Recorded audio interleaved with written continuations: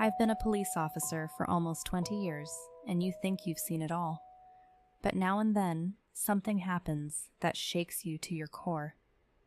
This particular event still haunts me. A few months ago, I started to notice small things around my house. At first, it was nothing major, just items slightly out of place. A book would move, or a chair would shift in a different direction. I chalked it up to fatigue or just not paying attention. Working the night shift can do that to you. One night, I came home after a long shift. It was one of those quiet nights, nothing out of the ordinary. I walked into my living room, tossed my keys on the table, and went to the kitchen to grab a beer. As I opened the fridge, I noticed the light in the pantry was on. Strange, I thought. I always turn it off. I shrugged it off and decided to just get some sleep. Over the next few weeks, these little occurrences started happening more frequently. Lights left on, doors slightly ajar, food missing from the fridge. I began to wonder if I was just losing my mind or if something else was going on. One night, I decided to set up a camera in the living room. Just to put my mind at ease, I told myself. The next morning, I checked the footage. At first, everything seemed normal. Then, around 3 a.m., I saw movement. A shadowy figure emerged from the hallway, moving cautiously around the living room, checking the fridge, and then disappearing back into the hallway. My heart pounded as I watched the footage again and again. Someone was in my house. I immediately called for backup and searched the entire house, top to bottom. We found nothing, but the evidence on the camera was undeniable. Determined to catch this intruder, I set up more cameras and waited.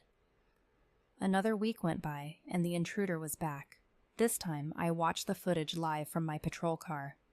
I saw the figure emerge, this time heading straight for my bedroom. I sped home, my mind racing. Who was this person? What did they want? I burst through the front door, gun drawn, and made my way to the bedroom. The door was slightly open. I kicked it in, flashlight sweeping the room, and then I saw him. A homeless man, dirty and disheveled, cowering in the corner. "Don't shoot, please," he cried out.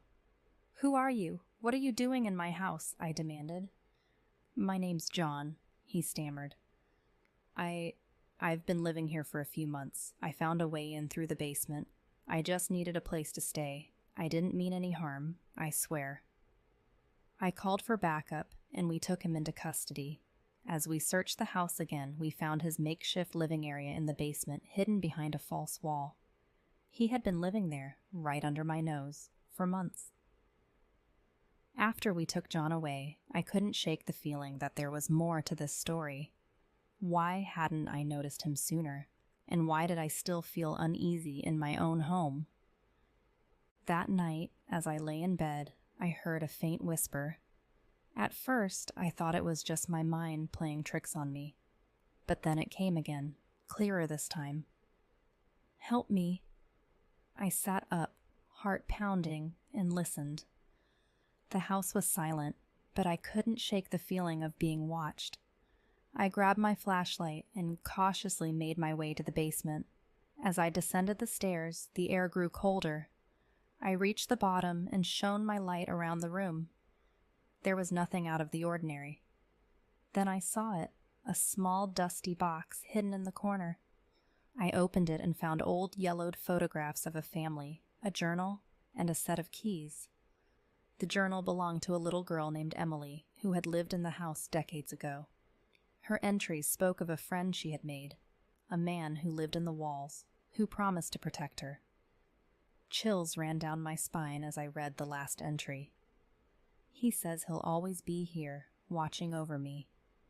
But sometimes I see him watching from the shadows, and it scares me." I closed the journal and backed away, the weight of the past pressing down on me. John had found a place to stay, but there was something else here, something that had been watching all along.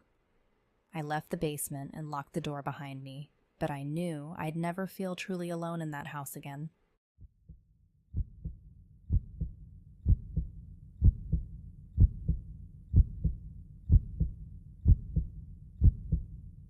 Working at the movie theaters was a pretty chill job for the most part. Most of the time, it's pretty straightforward. You sell tickets, do popcorn, sweep up spilled candy, you get the gist.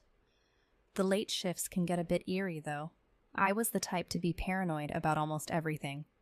It's usually just me and a couple of other employees hanging around until the last movie ends, cleaning up before we close for the night. This one night, I was assigned to clean Theater 5. It was a slow evening, and there weren't many customers. The last movie had just finished, and as usual, I waited a few minutes to make sure everyone had left before going in to clean. The credits had rolled, and the lights were up, but the theater was completely silent. I grabbed my broom and trash bag and headed in. The place was a mess, as expected. Popcorn scattered everywhere, empty soda cups kicked under the seats, candy wrappers stuck to the floor. I sighed and got to work, starting from the back row and working my way down. It was a routine I'd done hundreds of times. I was halfway down the aisle when I noticed something strange. There was a man sitting in one of the middle seats. He was just sitting there, staring straight ahead at the blank screen. He wasn't moving, didn't even acknowledge me when I entered. I stopped and cleared my throat, trying to get his attention. Excuse me, sir. The movie's over. We're closing up. Nothing. He didn't even flinch. I moved a little closer, keeping a couple of rows between us. He was an older man, maybe in his 50s or 60s, dressed in a dark coat and hat. His hands were clasped in his lap, and he just kept staring at the screen like he was waiting for something. "Sir, we're closing up now," I said, a bit louder this time. "You need to leave." Still nothing. I felt a little uneasy, but I figured maybe he hadn't heard me or was just lost in thought. I took a few more steps toward him, and that's when I noticed something that made my stomach tighten. The man's eyes weren't focused on the screen. They were wide open, but there was something off about them. They had this blank, glazed-over look, like he wasn't really seeing anything at all. I hesitated, then reached out to gently tap his shoulder, hoping to snap him out of whatever trance he was in. But as soon as my hand touched him, I froze. His body was ice cold. Not just cold, but unnaturally cold, like he'd been sitting there for hours, unmoving. I jerked my hand back, my heart pounding. This wasn't right. Something was seriously wrong. I backed away, my mind racing. Should I call someone? Get my manager? But then, as if he sensed my fear, the man slowly turned his head to look at me. His eyes met mine, and I felt a wave of dread wash over me. There was no life in those eyes, just an empty, hollow gaze that seemed to see right through me. I opened my mouth to say something, but no words came out. Then, without warning, he stood up. The movement was slow, almost mechanical. He turned and started walking toward the exit, his steps unnaturally stiff. I just stood there, rooted to the spot, watching him leave. He never said a word, never even glanced back. As soon as he was out of sight, I bolted for the lobby, my heart racing. I found my manager and told him what happened, my voice shaking. He looked at me like I was crazy, but agreed to check the security cameras just to be safe. We went to the back office, where he pulled up the footage from Theater 5. My hands were trembling as I watched the screen. There I was, cleaning the theater like usual. But when the camera panned over the seats, the man wasn't there. I watched myself walk down the aisle, stop, and speak to what looked like nothing. There was no one in that seat. I felt the blood drain from my face as I watched myself reach out, then recoil as if I'd touched something cold. But there was no one there. The footage showed me backing away, then running out of the theater completely alone. My manager turned to me, his expression serious. "Look, I don't know what you think you saw, but there was no one in that theater. Maybe you're just tired. Why don't you take the rest of the night off?" I didn't argue. I grabbed my stuff and got out of there as fast as I could. I didn't sleep much that night, replaying the events over and over in my head, but no matter how much I tried to rationalize it, I couldn't shake the feeling that something had been in that theater with me. I still work at the theater, but I avoid Theater 5 whenever I can. And on those rare nights when I have to clean it, I make sure I'm not the last one in there. Because even though the cameras didn't show anything, I know what I saw.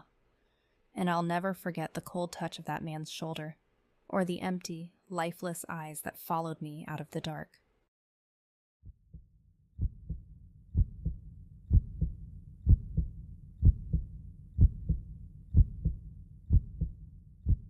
In 2016, I remembered when the creepy clown sightings were all over the news. You couldn't scroll through social media without seeing another post or video about someone spotting a clown in a strange place. They would lurk by the side of the road, peer into windows, or just stand motionless in the dark. Most people shrugged it off as a weird Halloween prank, but some of the stories were downright disturbing.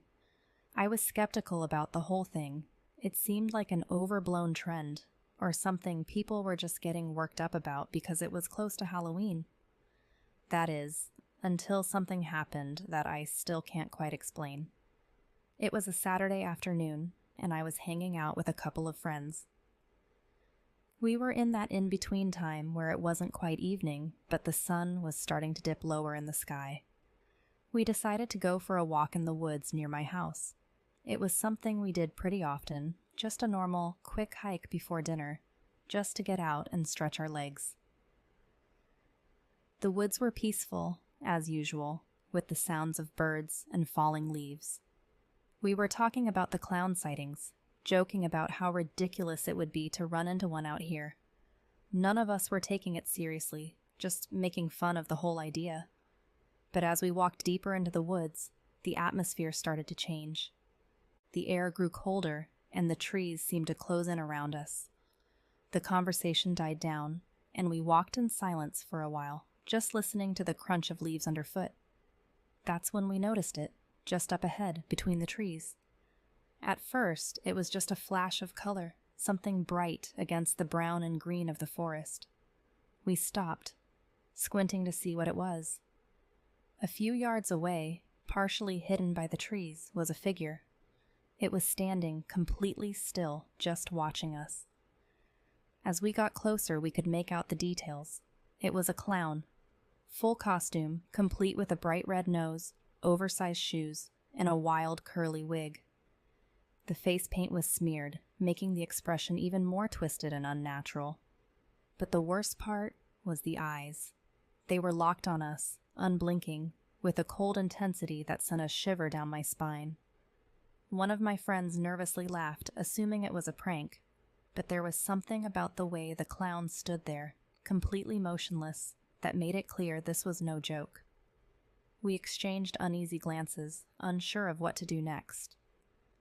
"Hey man, this isn't funny," I called out, trying to sound more confident than I felt. The clown didn't respond, didn't move. It just stood there, staring at us. We debated turning back, but curiosity got the better of us. We took a few steps closer, and that's when the clown finally moved. It tilted its head slightly, like it was studying us, then slowly lifted a hand. The gesture was almost casual, but the effect was chilling. The clown's hand was holding something. I was pretty sure it was a balloon, a single bright red balloon. None of us said anything. We just stared at the balloon, swaying gently in the breeze. The clown remained silent, the painted grin on its face making the whole scene even more surreal. Suddenly, without any warning, the clown started walking toward us, not running, just a slow, deliberate walk. That's when panic set in. We turned and bolted, sprinting back the way we came. I didn't dare look back, but I could hear the rustle of leaves behind us, the sound of those oversized shoes hitting the ground. We didn't stop running until we were out of the woods and back on the main road. Out of breath, we finally turned around, but there was no sign of the clown. It was like it had just vanished into thin air. We didn't talk much after that, just walked back to my house in silence. When we finally sat down, the reality of what happened hit us. We had come face to face with one of those clowns, but it wasn't like the stories we had heard. There was something deeply unsettling about the encounter, something that felt more than just a prank. The news eventually moved on to other things, and the clown sightings died down, but that day has stuck with me. I haven't gone back to those woods since, and every time October rolls around, I can't help but remember the way that clown stared at us, the way it seemed to be waiting, almost expecting us. And I can't shake the feeling that maybe, just maybe, it's still out there, waiting for the next group of people to wander a little too deep into the woods,